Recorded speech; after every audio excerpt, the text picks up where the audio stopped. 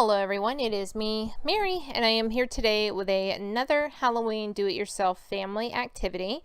So today we're going to do another edible activity. This is day 9. I don't know if I'll do another tomorrow. I may try, but this may be the end of the Halloween series. So we're going to make some very yummy and spooky deviled eggs with spiders on top if you would like. So the first thing that we're going to need to do is we're going to need to be able to prepare our eggs, and even if you don't want to whip your eggs with any other ingredients per se, you could just use your food coloring to get that really pretty appeal, Halloween type appeal.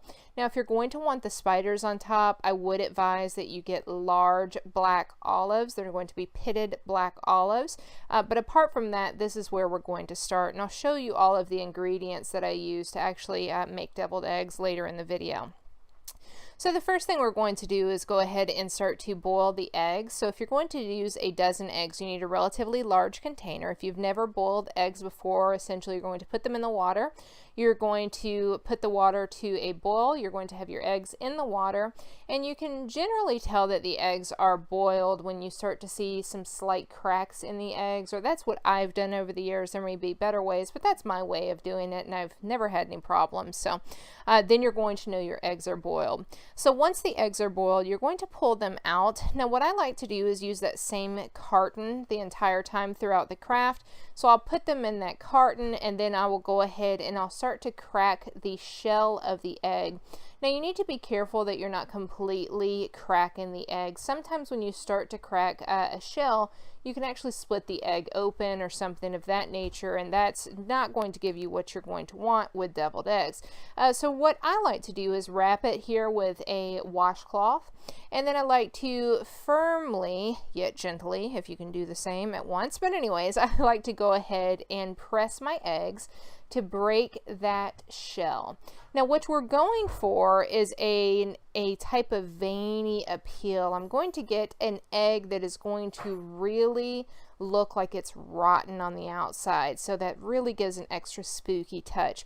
So I like to have the eggs to where you can see right here to where it would look kind of like there's different veins throughout the egg. So this is how they're going to look. Now none of them are going to be absolutely identical, but we can only try our best to make sure that there's enough there. Okay, so then you're going to go ahead and prepare the color that you're going to want to use within your egg. So if you would like to have a bloody egg, you could just simply use red food coloring. Now if you're going to want something that's going to look more like a rotten egg, you're going to want something that's going to have a green and a blue mixture together to get a murky appeal. So you're going to just put that right into your water.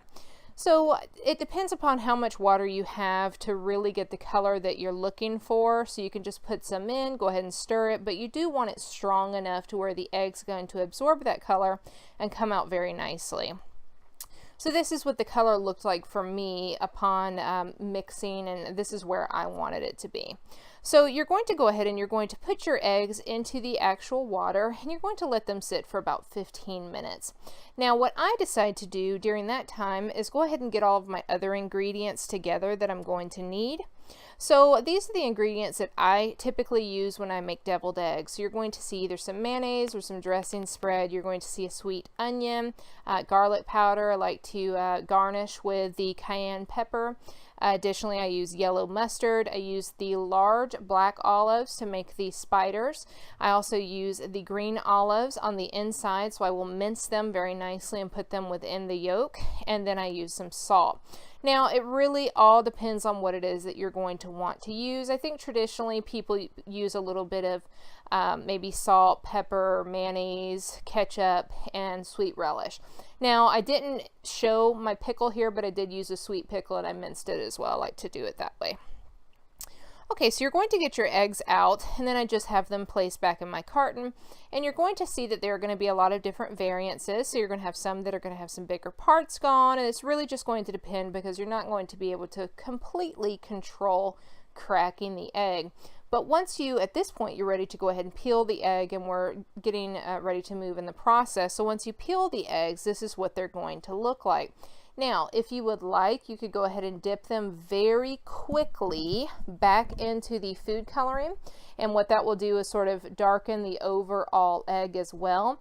I prefer to leave them like this. Now, if you're going to have them bloody, it's going to look like a bunch of bloody veins on the egg. So that's a really cool appeal as well. There's no way my son would have eaten it. So I just stuck with the dinosaur egg for him type of look.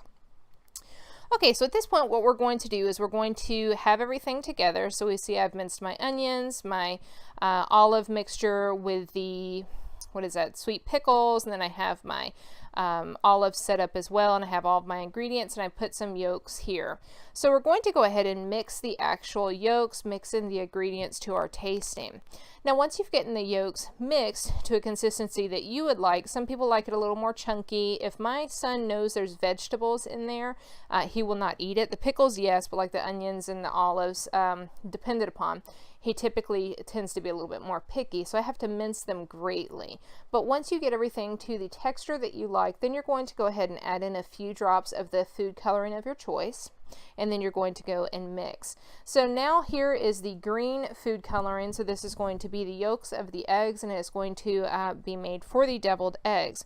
Now, if you're going to want to use the olives and you're going to want to make a spider, what you would do is you would have just a regular whole olive, and then you would take a relatively firm olive, you would slice it in half, and then on each half, then you would just go ahead and make little slices like eggs, and legs, not eggs, and I'll show you that momentarily. So this is the way that they turned out. So we see here the egg, and then we see the deviled egg or the yolk on top, and then we see our spiders. So I tilted this one slightly so you could see about how that is going to look. So as I mentioned, it's just a whole olive. Then if you're doing the legs, you're going to slice the olive, and then you're going to slice on the side. So you just go slice, slice, slice to make your legs. So you can use 4 on each side, whatever you want to do. Make it work for you. And I like to garnish with the cayenne pepper because we like that taste. But anyways, I hope you guys enjoyed this video, and I will be talking to you all very soon. I am fixing to go out of town on Halloween vacation, so I am very excited about that. So I'll see you all very soon. Bye guys. Talk to you later.